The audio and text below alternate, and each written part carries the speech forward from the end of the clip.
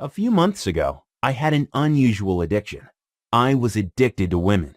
It sounds pretty embarrassing, but I went through women faster than a box of Kleenex. With no intention of settling down with just one woman, I broke hearts like they meant nothing. Something inside me regarded every new woman as a challenge, and one of those challenges came with the name Valerie. I first saw her at a Halloween party where she was dressed as a princess. Being my usual self, I hadn't even said hello, but my mind was already imagining kissing her, holding her, and making sweet love to her. I moved towards her like a hungry tiger waiting to attack. I took one step after another, but urgently slammed the brakes when my eyes carefully scanned her. I noticed she had a plain, rather ordinary-looking face and was small and curvy. It was her thick makeup, heels, and the dress that fooled me. She must have been in her mid to late 40s, but dressed much younger. I quickly stopped my lustful thoughts because she didn't have the silky smooth skin, deep blue eyes, or long legs that go on for miles. So I packed my hormones away and danced around with other prettier women. I don't know if it was my luck, but later that night, I somehow ended up getting paired up for a dance with Valerie. As the dance and the night progressed, we got a little too comfortable. Nature took its course, and the rest was history. But you see, I treated every woman as a one-way train ticket, and this is where things got a little dramatic. Although Valerie had a warm heart, I wasn't attracted to her whatsoever. Every time she texted or called me, I felt a twinge of emptiness and dullness inside. Once in a while, I would hang out with her out of pure courtesy. But even in those moments, every minute felt like an hour full of torture. Honestly, she was getting in the way of me and other women. So, following my usual routine, I drifted away with no solid reason to do so.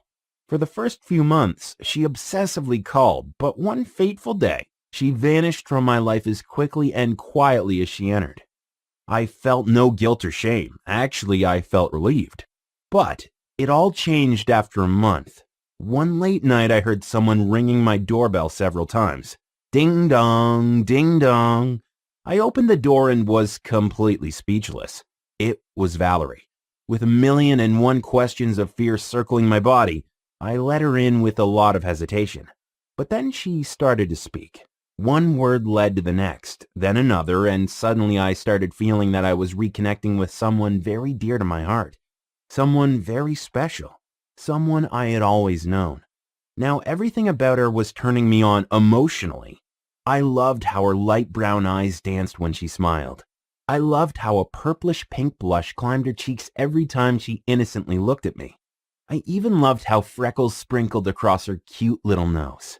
Every little gesture, even the little flutter of her eyelashes and movement of her soft lips, was making my whole body tingle with pleasure. Just then, her hand accidentally brushed mine, and it sent currents of excitement through my body. Her skin felt so soft and warm that now I was struggling to keep my hands to myself. Suddenly, I just wanted to touch her. I wanted to reach out and feel the softness of her rosy cheek, the warmth of her hugs, and the smell of her hair. Night turned into morning, and as she got up to leave, I kissed her once. I kissed her twice. And suddenly I knew I had to make her mine before anything could ever take her from me. I had never experienced a feeling this overpowering before, not even with the hottest of women out there. I spent the next few days completely lost in her, unaware of anyone or anything. I spent my days obsessed with knowing everything about her, from what kind of ice cream she liked to what music she enjoyed. Everything. Now, whenever a stunningly gorgeous woman hovered around me or gave me seductive looks, it just felt wrong. But whenever I was next to Valerie, it felt good. It felt exciting, and for the first time ever, it actually felt right. Now there was no longer an ounce of doubt in my mind that I was meant to be with Valerie. I might have not used the word marriage, but I was already mentally married to her, and that's when it all turned upside down. If you'd like to find out more, click the link in the description now.